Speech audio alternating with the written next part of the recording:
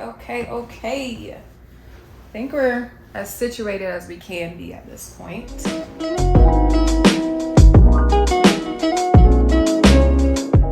Hey y'all, it's Margo, but you can call me Marg. And welcome back to a little podcast we call Another Spicy Marg, please. Very excited to have you all back for episode 2. Even more excited myself to be back. And I brought something this time. If you listen to the welcome back episode, you might remember what I'm talking about. Here she is.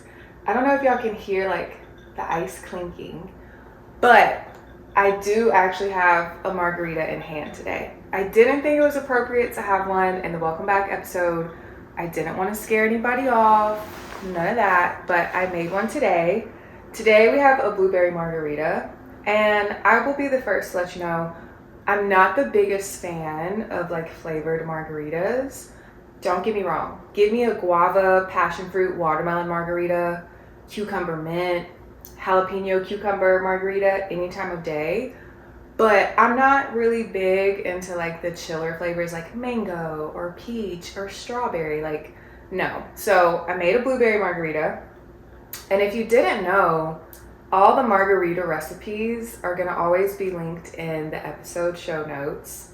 And you can also find like a reel of me making the margarita over on Instagram at Another Spicy Marg pod. And then I'm still trying to remember the name. And then we also have the YouTube page. So the margarita recipe will also be linked and in the description box there as well. So wherever you need, whenever you need a margarita recipe, you can always just use Another Spicy Marg, please, as your default for getting a margarita, okay? Speaking of social media, all those social media platforms I just named, would absolutely love it if you all took a moment and go followed each of those, as well as following the podcast. From the analytics, a lot of people listen to this podcast either on Apple or Spotify, which is great. Thank you so much. But I would love it if you would actually follow the podcast, and be sure to like comment, like, share it with people is very helpful as well. And something that's really exciting, I want to let you guys know, I made a TikTok page for the podcast this morning. If you didn't know, I'm obsessed with TikTok. I'm in love. I'm obsessed. If you know what that's from on TikTok, great. If you don't, it's okay. It's Rihanna. She's at the Met Gala talking about her son and how she's just in love and obsessed with him. But yes, go follow us on TikTok at Another Spicy Marg, please, pod. Like full name over there on TikTok. And we're going to have some content over there soon. But cheers to you all and thanks for coming back. I'm going to take a little sip.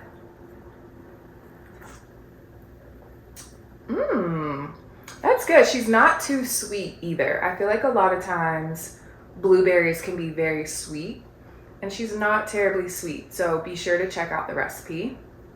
But if I can circle back to TikTok for a minute, can we discuss what my For You page is just consumed by? The one and only Beyonce Giselle Knowles-Carter. Like, first and foremost, she's on her Renaissance tour. And y'all, she's on her European leg right now. And I think she just wrapped up her mini residency in London.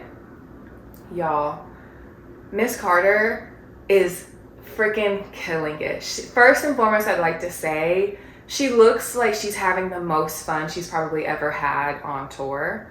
And I think when people were first commenting about it at like some of her first shows, I think she had one in Sweden, one in Cardiff, somewhere like that.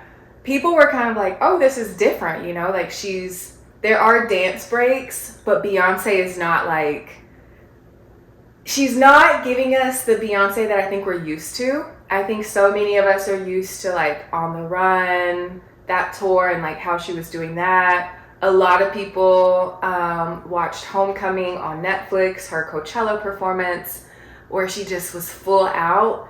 And I think this tour for Renaissance, y'all, she just looks like she's having fun. Now, the girls are saying the visuals and the graphics are there. They are there. The costumes are there. The mic is on, of course. But I have just been consumed by watching her on TikTok. and I am loving it. And I want you guys to realize Beyonce is 41.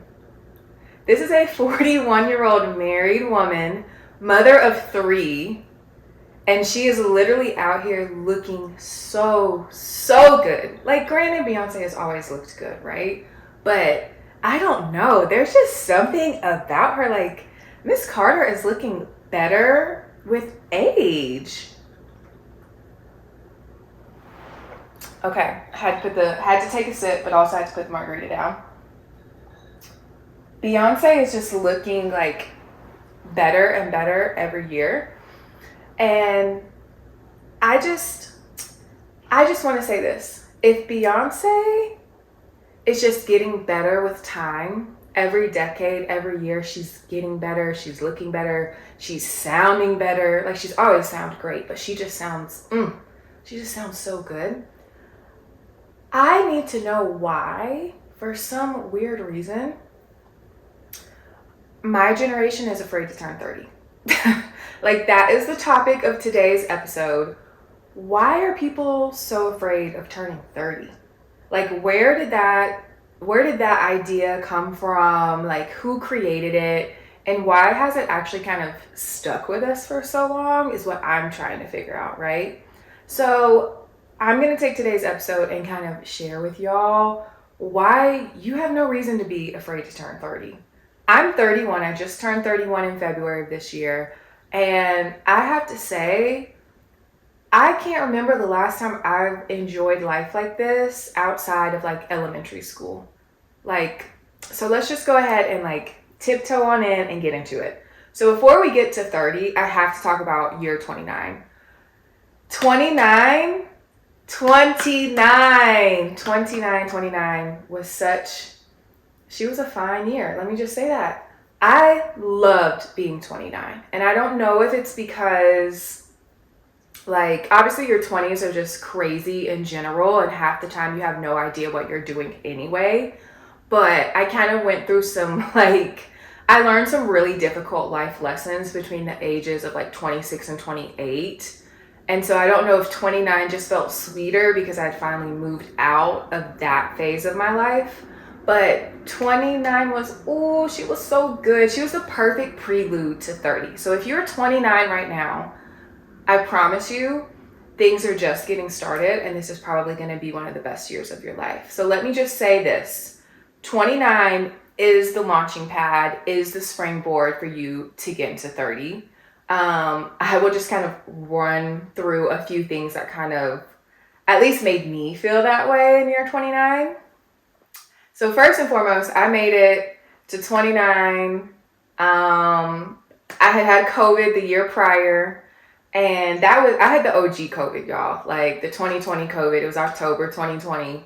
And that was when people were actually like legit losing their lives like that. I mean, obviously even after that, people were getting sick and losing their lives, but you were not hearing about X amount of people died from COVID today. You know what I'm saying? Like, if y'all remember that time at all, it was such a crazy time. But I just made it to January 2021, had made it through COVID.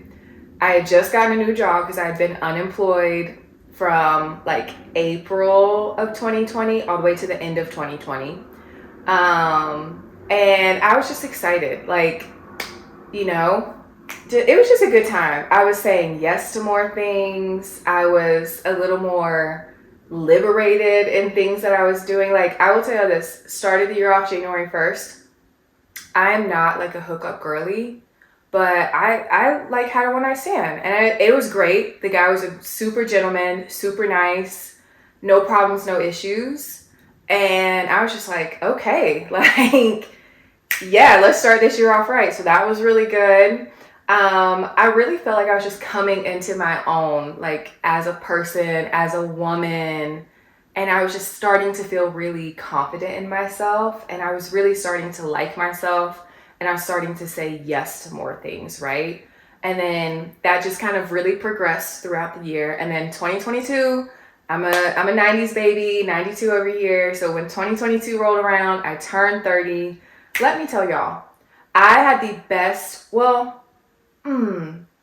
I think my birthdays are continuously getting better, but that was the kickoff for like my best birthdays. The past 2 years, I've had a themed birthday. 30, I had a disco cowgirl birthday. And when I say disco cowgirl, I like immediately think of like Megan Thee Stallion, Beyonce, like that style, like a black girl, disco cowgirl birthday party. It was so fun, made everybody dress up. I had my ginger hair. I mean, I have ginger hair now, but I had like a more neon ginger hair back then. I looked so good. I had gotten into like my second like real romantic relationship, and my boyfriend at the time, phenomenal guy. Like, oh my gosh, he just did everything for me. Like at no point in time did I ever have to guess or wonder like, does this guy like me at all? Like, no, he liked me all like from A to Z, and I was so thankful for that. And he showed me like how I deserve to be treated in a relationship. Granted, it didn't last because I didn't know how to handle that, but once again, that was a lesson that I learned. They say that you go through like a second puberty as a woman between the ages of like maybe 25 and 35. I went through my second puberty at 30, I can tell you that. If you're watching the podcast on YouTube, I did not have these boobs. I had mosquito bites. I probably have, I guess these are like apples or oranges now if we're doing like a fruit scale. So for the longest, I had grapes, then I got to kiwis, and then yeah, 30, I was like, oh, okay, hello, like they're nice. No hang time, which is nice. They just sit there. This is the spicy aspect of the Spicy Marg pot. But yeah, I finally got boobs, a little bit of boob. And then with the help of the gym and just eating more and the second puberty, I finally started to fill out on the backside. I'm not even gonna lie to y'all, for the longest time I just had a really long back. I had no ass. And now I have a little something. A little something. So that was like really exciting for me because I'm starting to finally feel confident in my body. But I think something else that really like popped out for me when I turned 30 was I finally like found my voice. I think sometimes like looking back on my life, I was very passive and very non-confrontational. Now, I'm not saying I'm out here just raising hell with people and getting into fights and arguments, but I am learning to say yes to things more excitedly. And I'm also learning how to just say no. Like, no, I don't want to do that. No, I don't want to go there. No, I'm not going to participate that. Both in my, not only my personal life, but also my professional life, right? So all these things are happening. All these things are changing. And they've been really, really good. So let me like break it down for some of y'all and explain why your 30s are going to start to feel better and will be better than your 20s. Okay, I have a whole list, so we're going to kind of run through them. So something that I've learned that I want to share with y'all is the fact that once I turned 30, I learned that a lot of things just don't matter.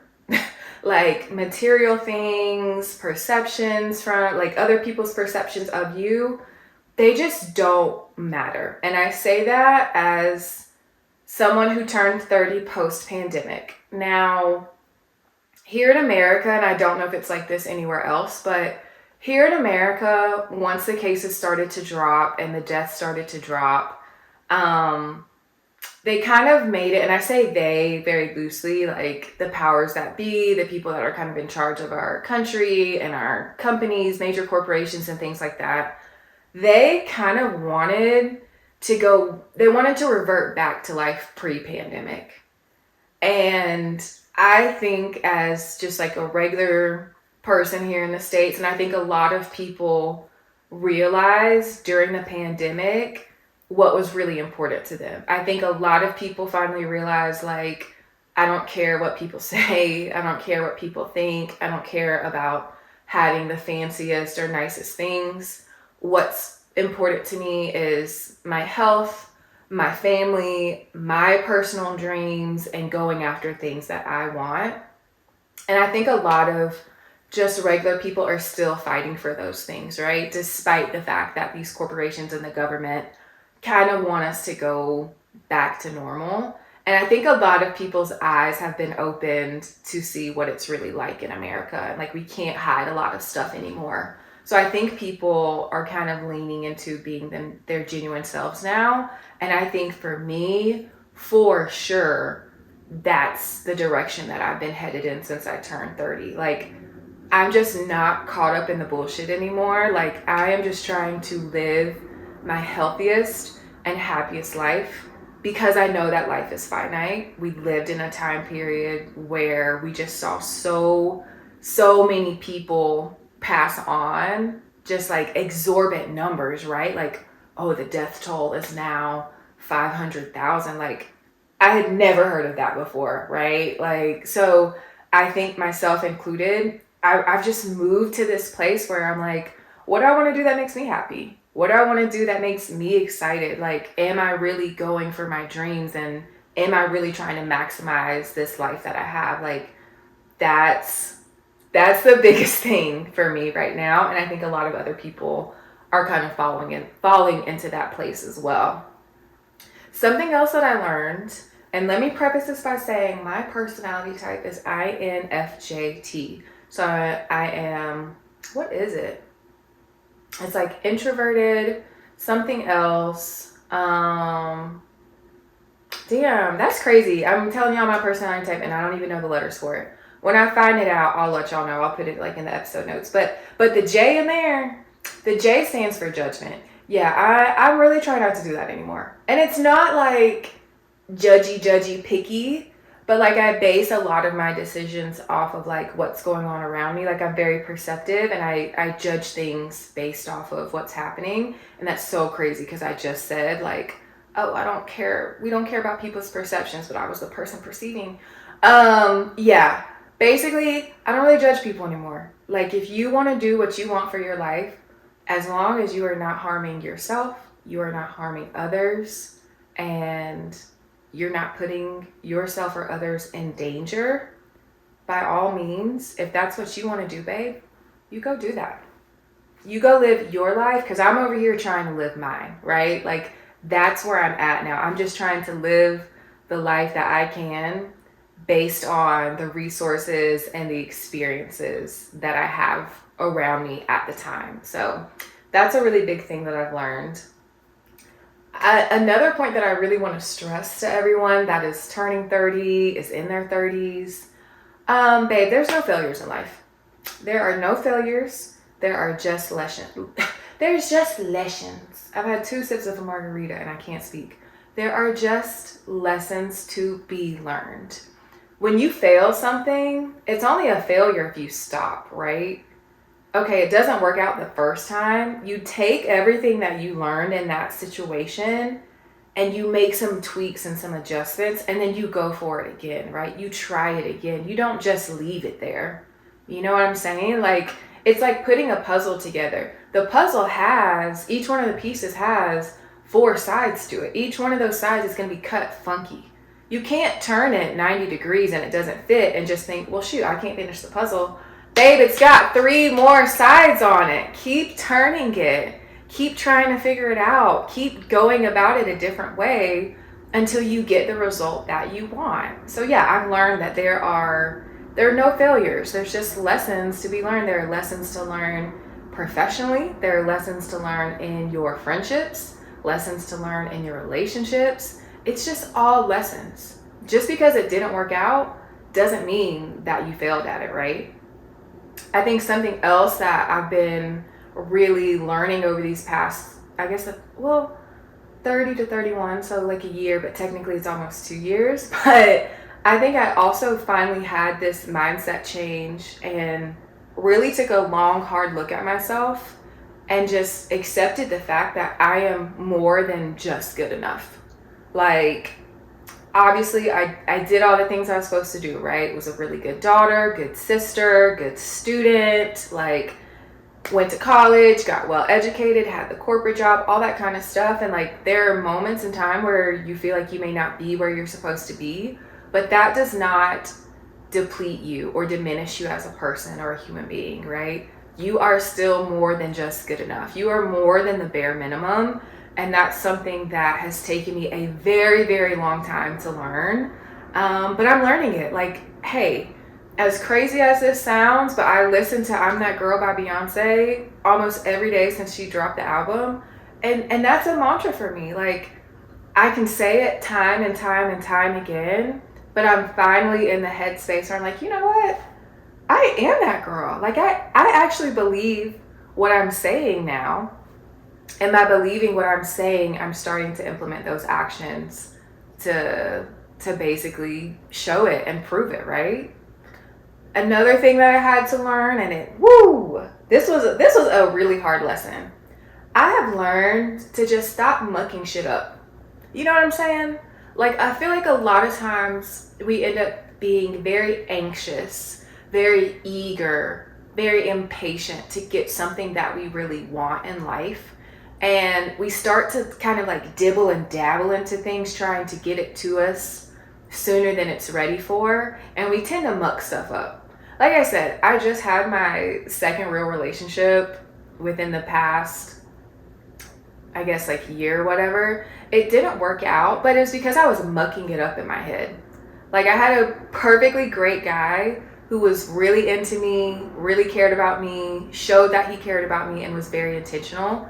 But because I was so deep in my head and making up these stories and just going from A to Z to Y to pink to 1 to 4 all the time, I was mucking up something that was really good, and I didn't know how to handle it, and therefore I'm not in it anymore. Once again, that is a lesson that I have learned. It's not a failure, but sometimes you really have to step back and just allow whatever higher being you believe in to just continue to move you forward in the direction that you're supposed to be. Because this higher being, whether it be God, the universe, they're working in tandem, Allah, like whoever it is that you believe in, if you believe in anything, right? You may not believe in anything, and that's okay too.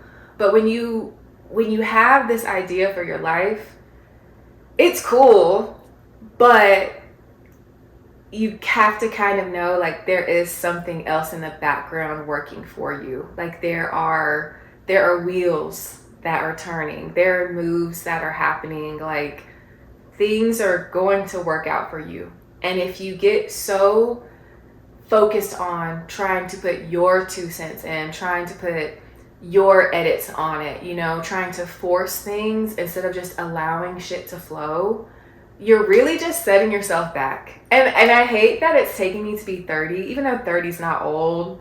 I'm 31, but even though being in your 30s is not old at all, I kind of wish I would have realized that a little sooner in my 20s, because I feel like maybe, just maybe, I'd be a little farther along. But who knows? Because, you know, this life has been planned for me, and I can only do so much with the knowledge and the resources that I have. So that's another piece of advice. Stop mucking it up, babe. Just go with the flow. Like they say, don't force it. You don't force relationships, you don't force friendships, and you don't force ponytails, okay? So just give it a break. Just let it flow, and everything is going to be fine, okay? Something else that I've also learned as I've moved into my 30s is not only am I like really kind of like feeling myself more, but I'm trying to find ways to present that confidence to others. I don't want to say in a palatable form, because I don't think you have to be palatable for anyone, but I do think you have to present it in a way for people to understand and for people to grasp and take in, right? Granted, we don't care about people's perceptions, but it is nice to be able to show like who you are in a comfortable and an authentic space, and allow people and have people receive it, right? People don't always have to accept it, but you know, they have to receive it, right? We receive the fact that the sun is going to be out every single day. You know, it may be hidden behind a cloud, it may present itself differently from time to time, but we're still going to have to receive it. Another thing that I figured out is that, speaking like along the lines of authenticity, I am still learning how to be my most authentic self when it comes to like meeting men and dating. I kid you not, y'all. I met this guy, and we were just, it wasn't anything. I don't think it was ever going to be anything serious. But at the time, I was just kind of telling him, I was like, you know what, I'm definitely interested in getting to know you more. And y'all, I remember, I don't have the message thread anymore, but he texted once and he was like, I really like your confidence. And I just knew then, I was like, oh, that's not where this is. It's not going where I want it to go. But I'm still learning how to manage that, right? I feel like sometimes in the past, I felt like I had to put on airs and I felt like I had to be some type of way for a man to like me. I don't do that anymore. I don't do that anymore. Any man that I'm interested in and any man that is interested in me, I hope that we can both, once again, present ourselves to one another as we are, very organically and very authentically. I'm a cool girl. I'm a smart girl. I'm a funny and witty girl. I'm never gonna be this sexy siren. You know what I mean? I am a jeans and t-shirt kind of girl. I am typically a hair and a claw clip, even though I got my braids in right now. I'm a big hoop girl. I'm a sunglass girl. I'm a margarita girl. Like, that is just who I am. I love sports. I also love to read. I love to travel. I like to do a little online shopping. Like, I love doing my nails, even though my nails aren't done right now. Like, that is just who I am. And deep down inside, I'm the biggest lover girl you'll ever meet. Like, when I am in love, I am in love. And I'm still learning how to, like, present that to people without them being scared or running them off or pushing them away. So, you know, it's a work in progress, but that's just something that I'm learning, you know, in this decade. Like, when you're younger, you know, you're trying to get the guy, like, you know. But I think now, once I hit my 30s, I was like, look, shit, this is it, babe. Like, this is who I am. You can either get with it, and if you want to, and if I want you to get with it, and if you don't, hey, no harm, no foul. It just didn't work out. I don't think I'm in the space anymore to try and leave cracked doors, open doors for people to tiptoe in and out when they feel like it. I'm very much trying to show who I am as a person, but I want in return, like, intention and consistency and a little bit of urgency. Like, go after what you want. So that is still a huge work in progress, but it's been really cool to see how I've kind of started to navigate that space, right? And I think something else that, you know, by the time I hit 30, I wish I would have done this when I was 21, maybe 22, 23, 24, 25, is learning how to manage my finances better. So, to give you guys a little bit of background, I live in a 3-bedroom, 2.5-bath townhome with my friend, and I had just decided, I was like, look, the rental market here in Dallas is insane. My last apartment, I leased it at $12.75 in 2021, stayed for 2 years. My rent went up 1 year to, like, from $12.75 to $13.83, so not terrible. But this past year, when they were asking me to renew, they're like, oh, we're going to take you from $13.83 to $15.76. And that's just base rent. So think about adding in, like, your community fees, pest control, like any of those other fees on top of bills, right? I got to pay the water bill. I got to pay the Wi-Fi bill, you know, the sewage, the trash. Water is all included, is like added on to the base rent and the other fees, right? They were asking me to pay almost $17.50 in a place where I had to share, like, luckily I was on an end unit, but I had a wall that I had to share with my neighbor to the left and beneath me. But excuse me, for a 1-bedroom apartment? I said no. I said, look, I can't do that. And so now I'm living in a nice, very nice townhome. I pay $1,500 a month. All the utilities are split.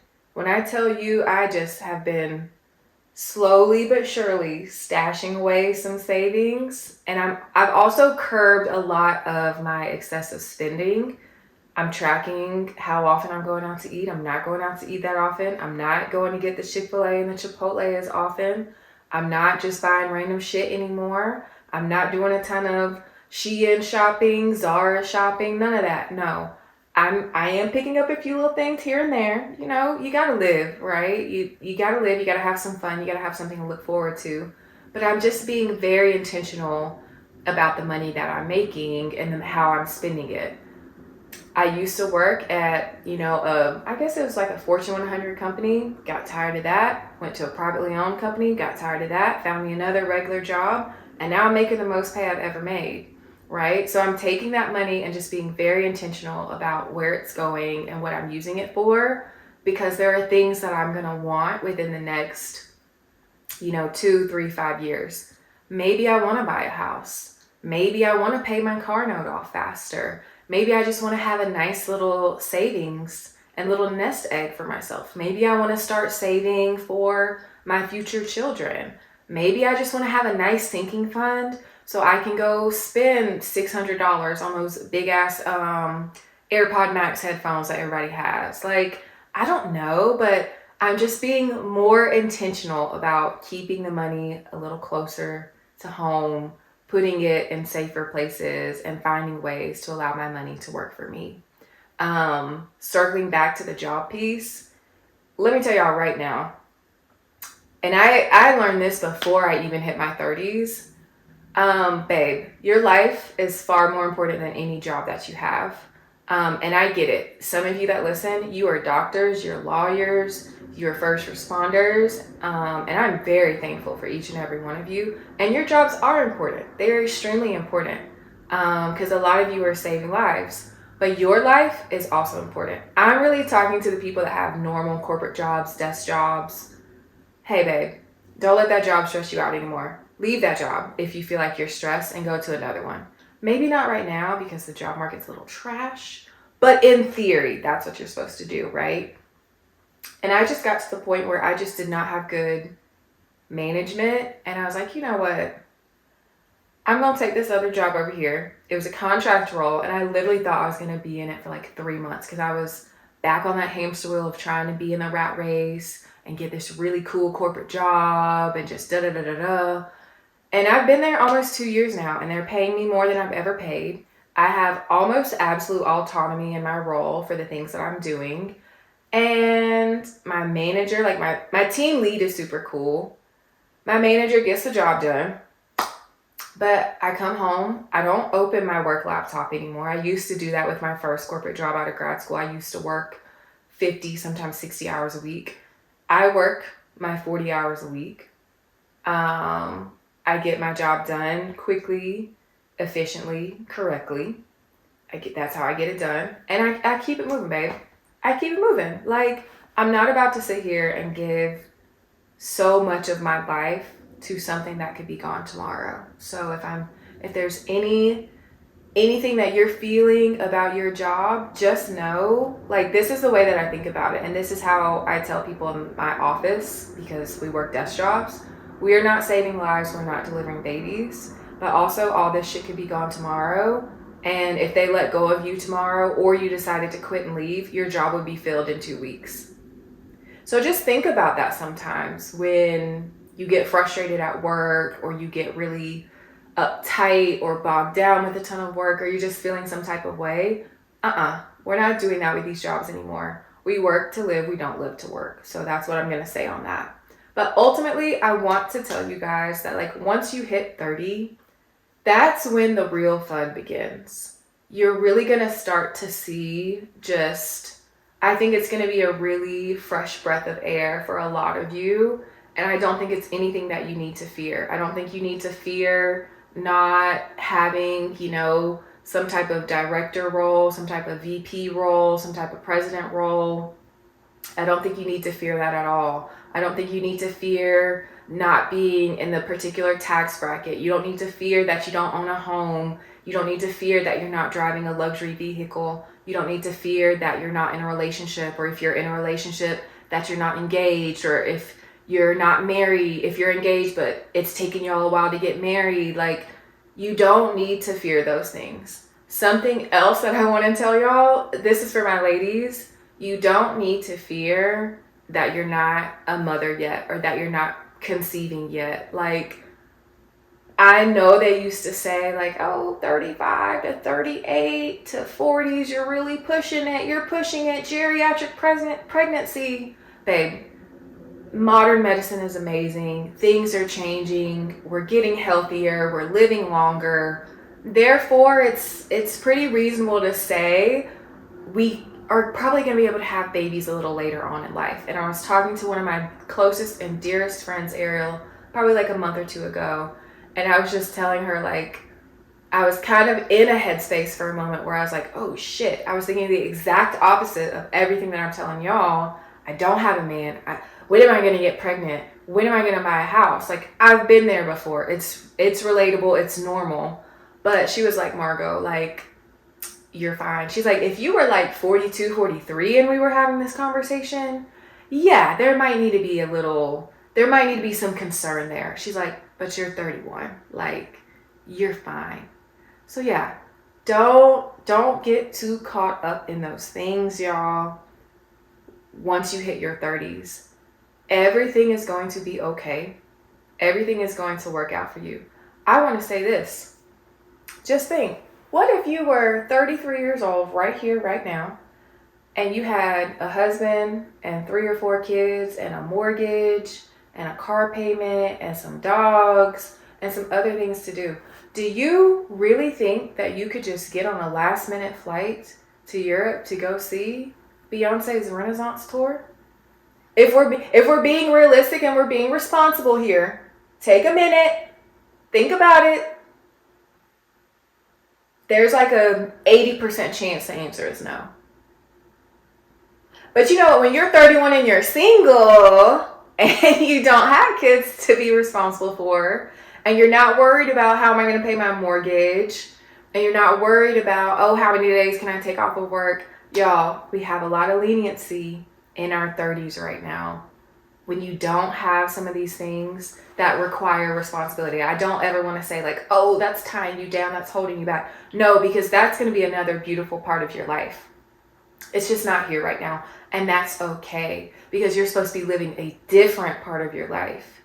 This is the part where you can go out and have fun, but you know, like, oh, I done hit that 4th drink. I don't need to go for 5, 6, 7, 8 anymore, like we did when we were in our 20s and we would black out. You know what I'm saying? Does it take a little longer to bounce back? Yes. But now that we're older, we know, hey, take the liquid IV beforehand. Take a few BC powders before we go out and drink tonight. Like, these are all things that come with your 30s. So I'm here to say, as someone who is a fresh 31-year-old girl, you don't have anything to worry about.